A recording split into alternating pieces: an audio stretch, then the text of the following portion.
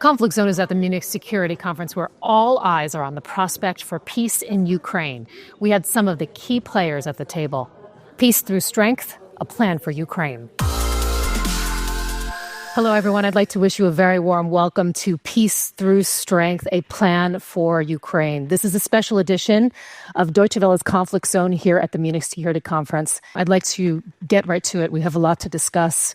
Foreign Minister of Ukraine, after all of these days, after everything that you've heard, first, this phone call that Trump initiated with Putin, later informing Zelensky, then your NATO aspirations, the full territorial restoration being called unrealistic by the U.S. Defense Secretary, and the subsequent talks that Zelensky has had with Trump, and later with Vance, where I know you were also present as well.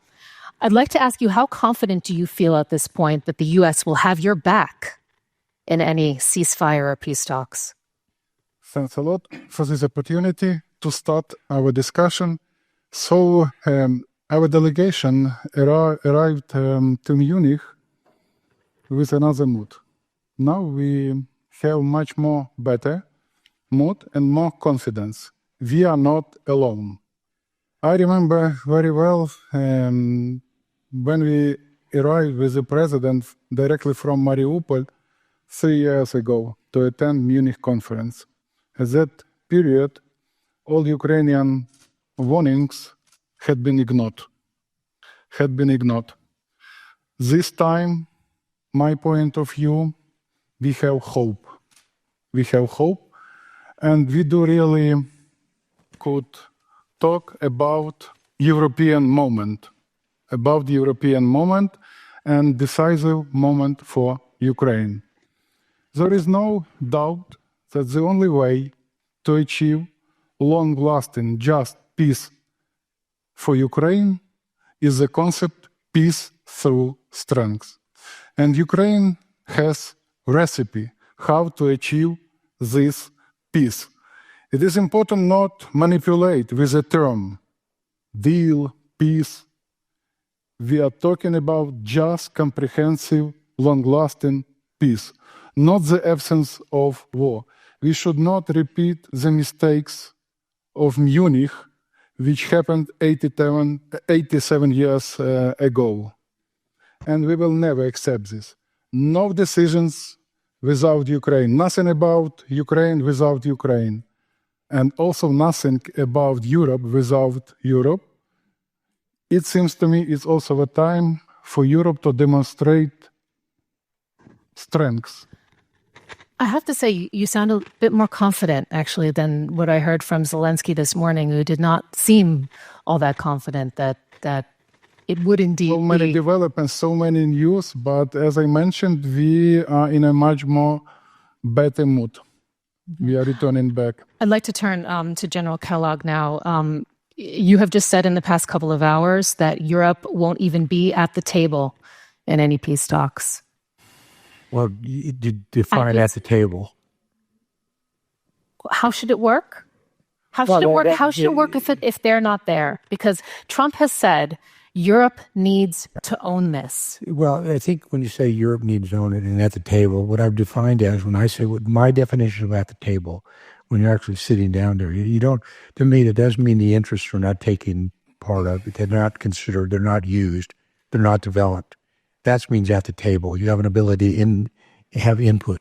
But when you've got those three, really two engaged partners with, you got Russia and you got Ukraine fighting right now, and President Trump coming in is differently to basically be, for lack of a better term, however you want to use it in the English language, like an interlocutor or mediator. But he's going to think that he's going to do this alone is wrong. You never said that. It's all a definition of terms. When you say, and I think this is where I would challenge anybody out there. When you look at it, we've always said, when we talk about America first, we say America first has never been America alone. We've never said that. We've never said we're an isolationist or it's an isolationist policy. When you look at what Donald Trump has done, and I challenge people, I said, this war's been going on for 3 years. 3 years. Okay? Just 11. 11 years, but we're talking 3 years with the Russian engagement, or when they engaged. When you look at that, this is what happened when you had a president of the United States said a minimal intervention may be okay. Now, the definition of minimal intervention is considerably different than mine. But tell me here in this audience, since you shouted it out, what did Russia do when President Trump was president of the United States? He did nothing. Nothing. He did it under President Bush. He did it under President Obama. He did it under President Biden. He didn't do anything under President Trump. And we've always worked that way because he leveled the playing field to do that. And I think that's where you look back and you say to people, well, how is America going to do this? How is it going to work? When we say peace through strength, that is originally an American term. And he's looked at it the same way. And so we have had the model, President Trump's had the model, that once we come up with a peace arrangement, a peace deal, then we were going to work and make sure that that's enforceable. It's a good deal. It's a fair deal. Go back to what President Trump said in his UN General Assembly. And I'm going back on history because, remember what the famous poet said, George Santana said, if you forget history, be prepared to repeat it. Well, we basically go back to the first UN General Assembly speech. President Trump talked about America first. That's all people remember. The second half of that speech was about national sovereignty. And he talked about the sovereignty of nations. And he said quite clearly in that, if a nation fights for its sovereignty, we will be with you. And he's done that. So this is where I said the challenge is, when you say things like that, you put it on the negative, and I put it on the positive. That's there. The last 3 years or 2 years, the previous administration, the concern that President Trump has, when you look at what happened in Ukraine, he says, well, I want to, we stop the killing. And the level of killing, and we all know this, you're at World War II level of death. When you look at the destruction, let's use a city, somebody made the comment of Mariupol. When you came out of there, that's a city the size of Denver, Colorado. It's the size of Atlanta, Georgia. It's destroyed. When you look at the amount of death and destruction within Ukraine, so which is massive, the level of destruction in Ukraine it's 3 times the amount of death for the Ukrainians alone that Americans suffered in the Korean War and the Vietnam War combined over 11 years. So my take on this is if you think you can kill your way out of this war, you can't. Okay, it's not just killing alone. It's quite.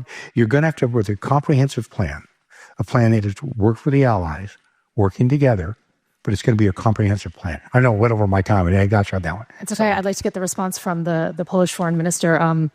We heard this morning the NATO Secretary General basically say to Europe, stop complaining, make a plan. We understand that there will be a summit on Monday. Perhaps you can confirm that. What leverage do you have to get back in the game? What's your plan? Well, to convince President Putin to become more reasonable, we have to convince him that the price that he would have to pay would be unacceptable. This is a classic colonial war. They usually take a decade. Look at Vietnam, look at Algeria, look at Angola, Afghanistan. Shorter than that is a bonus. Russian economy is starting to suffer. If we convince him that we are not eager to go back to business as usual, that we can sustain it for longer than then he'll make a deal. So our plan should be to stay the course, to continue supporting Ukraine and to support Ukraine in its defense for as long as Ukraine is willing to defend itself. Stay the course without the Americans, or? We made that clear in our announcement. Because they don't seem as if they're in it for the long haul. Perhaps I'm misunderstanding the general, but... Well, I agree with the general that if it could be ended quickly, of course. Everybody wants peace. Putin wants peace, but on his terms. The question is, how do you get to a deal that everybody can live with? And if it can be done faster, great. But in my mind, to get to it faster, you should prepare for the medium term. The first time I will disagree with Radek. Putin doesn't want peace. He wants war, because for him, war also is an instrument to control his society, to control his country and regions. if we are speaking about true reasons why he wants war. But if you capitulated, he would have peace, right? So he would prefer not to pay the price. I'd like to turn to the UK Foreign Secretary. I mean, the UK always likes to say that you have this special relationship with the United States. And through that lens, I'd like to ask you what your plan is right now. Follow Trump, try and build a bridge between the US and the EU, present your own plan. Let's step back for a moment. It was the US and the UK that 3 years ago presented the global community, because of our shared intelligence capability, with a fact that many in Europe said couldn't happen, wouldn't happen, that Putin was about to invade Ukraine.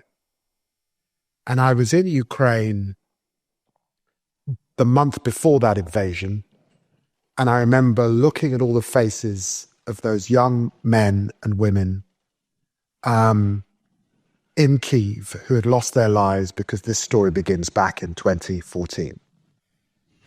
Since then, combined as a transatlantic alliance, we have supplied Ukraine with the military capability, with the humanitarian capability, and the economic capability to fend off this war. And the bravery, the courage, the innovation in Ukraine, which often doesn't get talked about, the innovation in drone capability has been phenomenal, given that people said this would be over within a week. So that's what we've achieved. Today, there has been a conversation that our American friends have begun. It's talk about talks. There is no negotiated settlement. We know, our assessment is certainly that Putin has showed no desire to negotiate other than to see a capitulation from our Ukrainian friend, which is something we cannot tolerate. And neither can our American friends tolerate that, because it would send a message to others, let's say Maduro, that invade Venezuela. To China, have your imperial ambitions. And so we have to stand up to Putin. We know that. The truth is, in that negotiation, the question is on what terms, one, and two, what are the security guarantees that ensure that Putin does not come back for more, so that we have an enduring peace? And what we know, and it's a bitter pill, Gonna get there, yeah. was that Minsk didn't work. He breached the OSCE monitoring exercise 20 times. It didn't work. So something's got to be in its place this time that works. And that's why we believe an irreversible pathway to NATO is important to keep on the table. Minister Sakaliene, how do you see the first steps to providing Ukraine the security guarantees that it needs and that would also make you feel comfortable? I mean, Lithuania, everybody talks about how you are also in Putin's eyes quite closely. Well, first Are of we all, talking about a European army going forward? What would you like to see in the short term, the medium term, the long term? Because Zelensky mentioned a European force this morning. I think that we are not starting from the most important moment. It's military muscle of Europe. You cannot guarantee security to anyone if you are not strong enough. And therefore, we have all been shaken a bit, I'd say, over the course of past 4 days. I came from Brussels to Munich, and in Brussels I saw a very interesting change in the room full of my colleagues in the course of 24 hours, when from this illusion that the United States are going to defend Europe, we came to a realization that we are going to defend ourselves with the help of the United States. And that's a bit different formula. And therefore, yes, we need to be in the room where negotiations will be, because we are going to bear the consequences as well, and we are going to be a part of it. But talks are just empty words if there is no money on the table. And we will have to put that money on the table now. We have debt of over 7 decades to United States all over Europe. Okay, our region probably 3 decades, because we were occupied before that. But nevertheless, United States paid for European security. This debt with interest came to our door right now, and we will have to deal with it if we want to help Ukraine. So security guarantees means that we have to have a capability to guarantee anything. also to invest in Ukraine. Ukrainian defense industry and European defense industry and United States defense industry is a critical element of guarantee that Mr. Putin, after 2 to 3 years, or however long he will need, but let's not have illusion that it's going to be long, to finalize reform of his army, to continue the production of defense industry, well, in his case, aggression industry in his country, which is fast already. And if we want for ourselves to be strong and for Ukraine to be strong, that means Ukrainians who have technology, engineers, motivation, and we have twice as large capacity for defense production than we have money for it. That means also investing in Ukraine. And that also means that first step is financial instruments for all Europe to borrow as much as we can right now, to make acquisitions as fast as we can right now, to build defense factories as fast as we can now, and also involving defense industry and asking them to change the rules as well. The usual sustainable, careful business building rules no longer apply. We do not probably believe anyone in this room that there can be any sustainable agreement with Mr. Putin which can last long. I agree that Mr. Trump has had and hopefully will have an effect on Mr. Putin. But he is a person who is building his empire. And also I agree completely with Ukrainian colleague. Having a war on his soil is helping him as a dictator to thrive. But also China and Russia are going to combine their actions. And therefore, our ability to have a military muscle will be needed when we will have both Europe and United States to stand against both Russia and China in the next stage, which will come soon. I think that a lot of the shock that has happened at this, conference over the past couple of days is the manner in which the United States has chosen to engage with Putin. And General Kellogg, I'd like to address this to you because the impression is that the U.S. has already given up leverage to Putin before talks have even started. The EU foreign policy chief actually used the word appeasement. She said it never works. You have previously suggested, and this is also before you were part of the administration and part of this effort, that both sides of the conflict will have to make concessions. What concessions will Putin have to make? Well, to me, there's going to have to be things like territorial concessions as well. Okay, some of it is unrealistic for it to expect where you'd want to go to, but it's territorial. It's sub-territorial. It could be the engagement of refusing to use force, renouncement of the use of force into the future from a political side. He's not going to downsize his military forces. Hopefully get rid of what we're going to try to do is basically force him into actions. What you want to do is force him to actions maybe he's uncomfortable with. What I mean by that, as an example, right now is what we're going to do is try to break this alliance that he currently has. He's got an alliance around with North Korea that wasn't there before. He's got an alliance with Iran that wasn't there before. He's got an alliance with China that wasn't there before, meaning 4 years ago before. But let me just pivot real quickly before this, because what is really interesting to me is because now, which I think is very, very important, is how the Atlantic Alliance is coming together. Well, my response to the Atlantic Alliance, well, about time, glad you showed up. Because we said over 4 years ago, we said it quite clearly, the NATO alliance made a clear declaration in 2014 in Wales that by 2024, that they would have 2% of their GDP in defense, of which 20% was modernization. We still have 8 members of NATO who are not there. It took a long time for these nations to get there.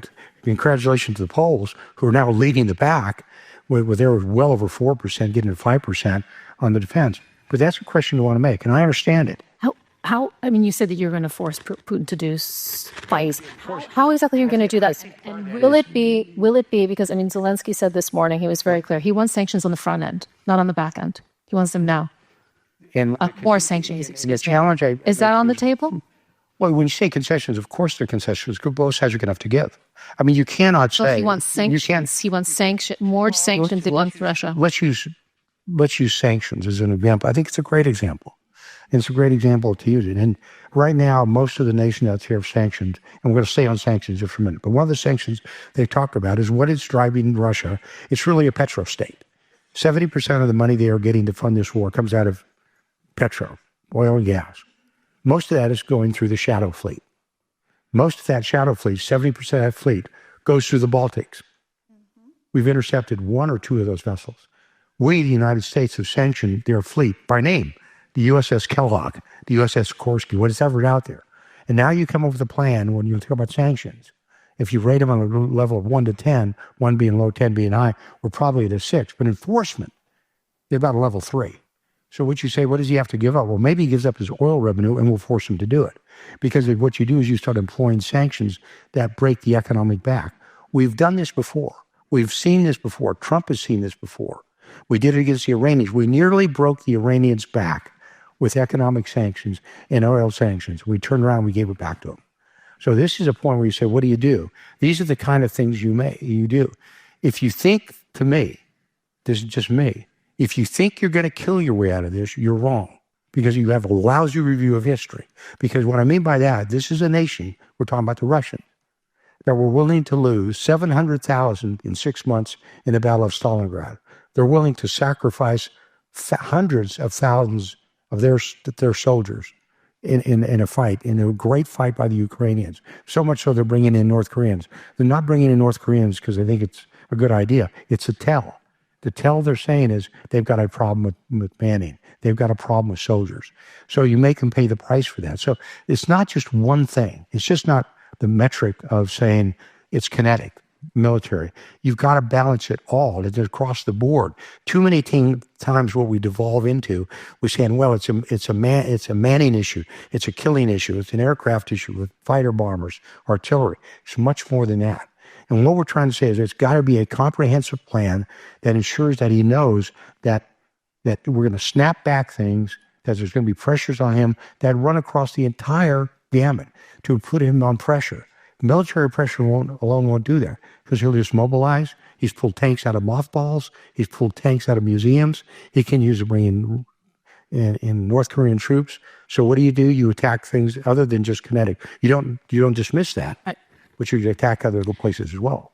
Minister Sikorsky, I'd like to ask for your response to that, and also if you can give us a little bit more of a sense of what's happening on the EU level and the conversations that are happening right now that you're taking part in.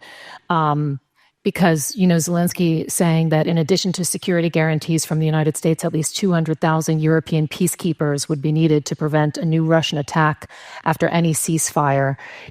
You're the driving force, of course, behind EU discussions on joint financing of defense. You also hold the rotating EU presidency until June. Do you have the feeling right now, because, there's always been this conversation about a common EU defense. Is this the moment right now for the EU? Is this the moment where that's happened? Is the will there from your partners, especially Germany and France? We've been talking about European defense for decades. There was even a treaty in the 1950s. There were announcements made at the time of the Yugoslav war. Then there were the battle groups. We are now organizing a rapid reaction force, a brigade-size force. We've appointed a EU commissioner for defense and space. But defense is very expensive. It's follow the money is the rule.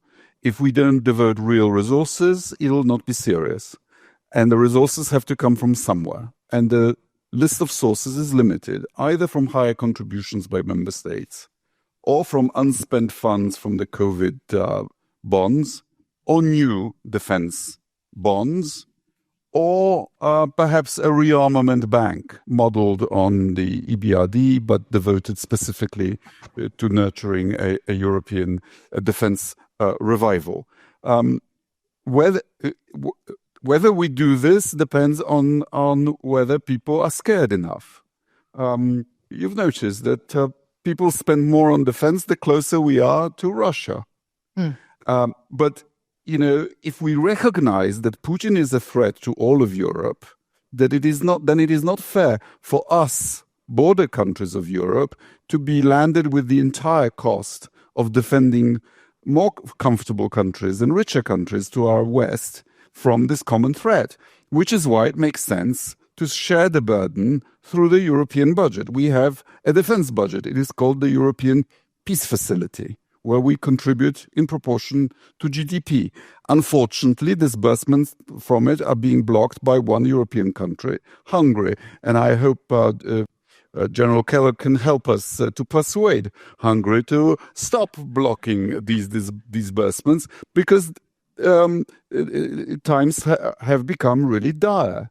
We have a leader who has appointed himself as someone who can decide who is a nation and who isn't, who has broken taboos established by two bloody civil world wars, that thou shalt not change borders by force. So yes, I do believe that the hour has come to treat European defense seriously. Secretary Lemmy, you have been quite skeptical about Putin's intentions, as you've highlighted earlier. It's interesting to note that he's not talking about compromise. Actually, at this point, he's talking about his concerns being recognized.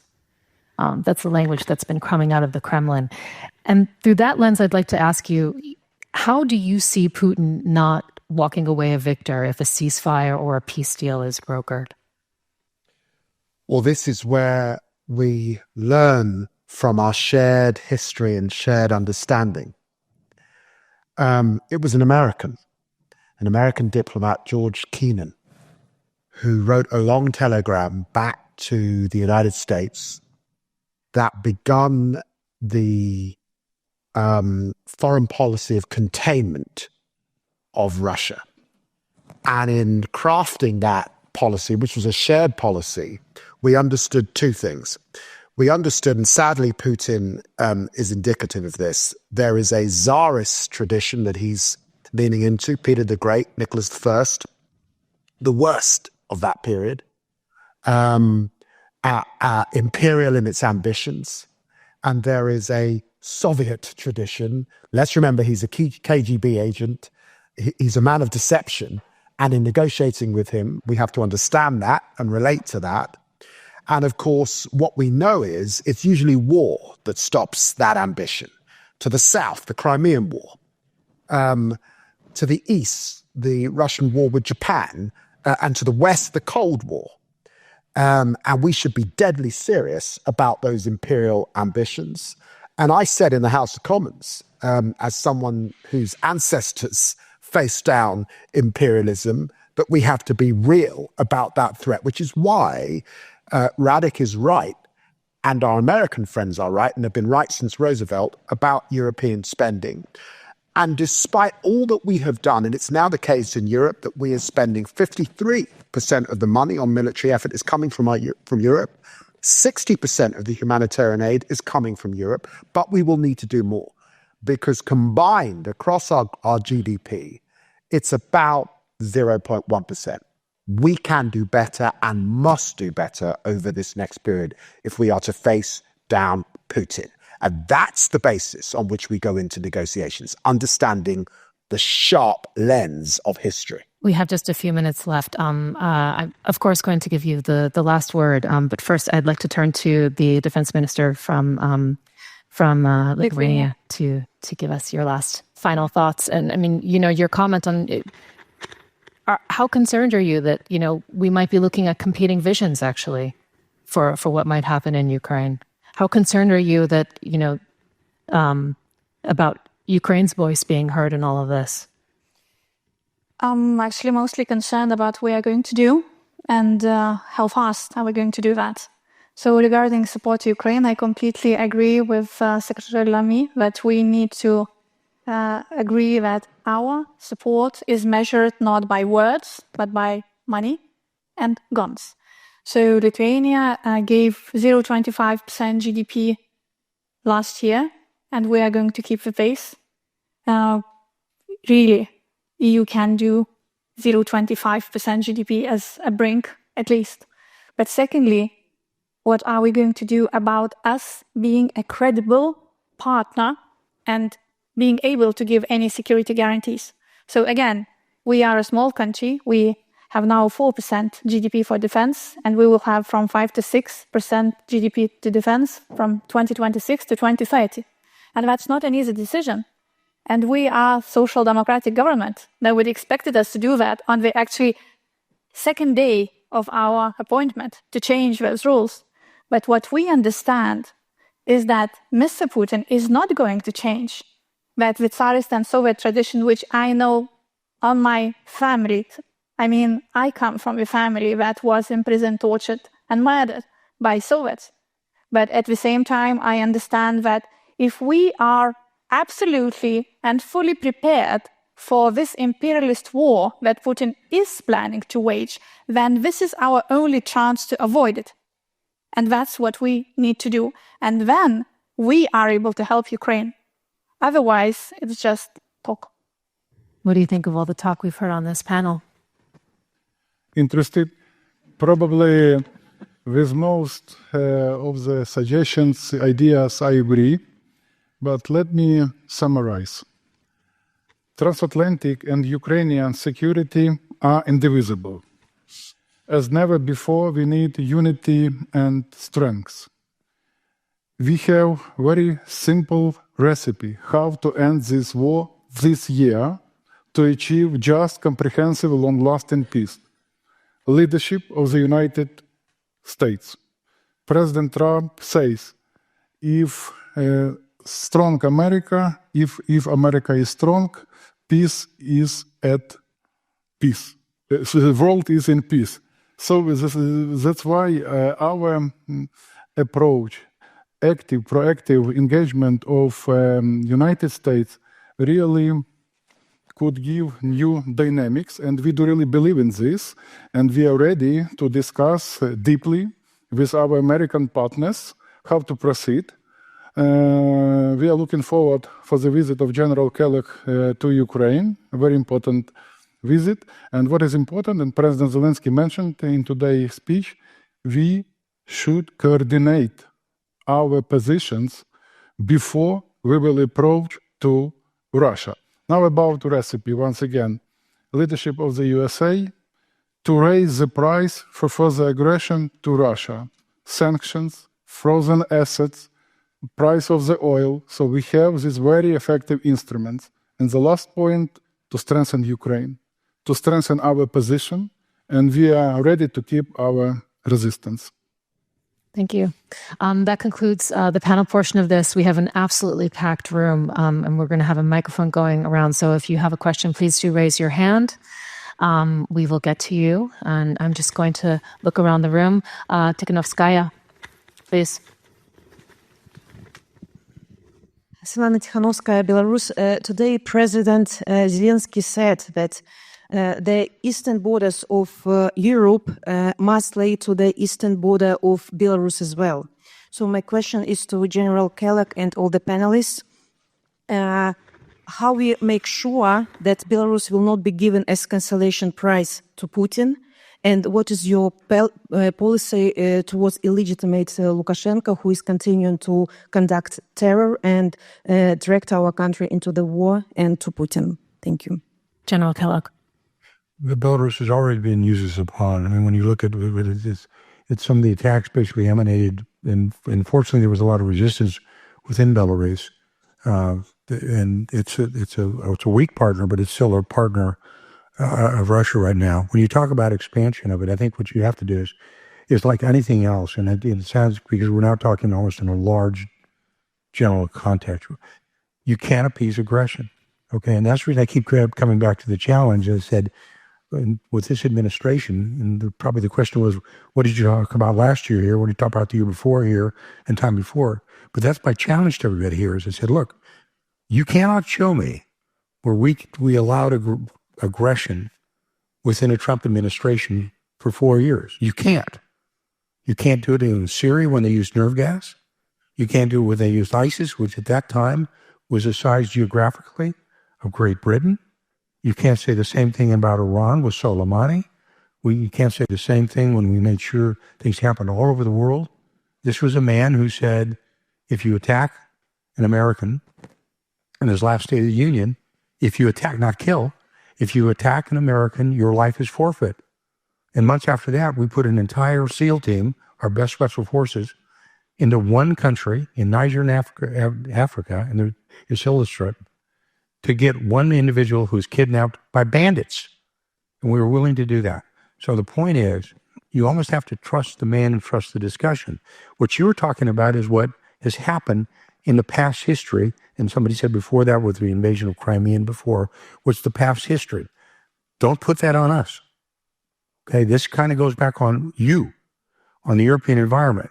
But we have a track record, the Trump administration of 4 years, of what's happening. We've been in power, the president's been in power for 25 days. 25 days. But we made very clear that this war must come to an end. That is not what you heard from the last administration. You know, to me, the last administration said, and when I know I'm veering away from a little bit what you asked, but as long as it takes, as much as it takes, that's a bumper sticker. That's not a strategy. At least come up with a strategy to do that. And I see Senator Wicker in the audience, who runs our great Senate Armed Services Committee. And he knows, because when I went to Ukraine last time, I went in front of his committee and I explained, this is the way you have to do it. And the explanation I gave to him, that was a piece of strength. When will we know what the Trump plan is? What's the time? What's the time we're frame? at 25 days. And maybe if you give us within 30 days, we might. Well, he's already called Putin. Yes. He's called Putin. So. Well, that's pretty good considering that Biden didn't call Putin for 3 years. Okay? And the fact of the matter, whether you like it or not, you have to talk to adversaries and friends as well. You know, when you think about it, it was, I had a great Secretary of Defense, General Mattis, once say, I may not like this son of a bitch, but I got to talk to him. Well, the fact of the matter is that's there. But I think that don't put on the problems of the last 3 years, which was accepted, on us when we've been there for 25 years. Go back and look at. We're going to take another question. So we have a number of hands right here. Marionova, member of the Parliament, Ukrainian Parliament, European Solidarity. Dear General Kellogg, just for your information that the Russian aggression has been started in 2014. 16,000 Ukrainians have been killed by Russian army before 2022. And that is why, of course, we are fighting for 11 years. And we are ready to fight further together with Europeans and together with you. That is why my question is, your strategy is to stop the war or to win the war? Thank you. And can I just... Go ahead. Well, I think the question is, what does winning look like? And I think you have to ask that yourselves. This question, that's a Ukrainian question, because you're fighting for your survival. By the way, let's be totally honest about it. So the Ukrainians have fought valiantly. What you have done, the sacrifice you've made is incredible.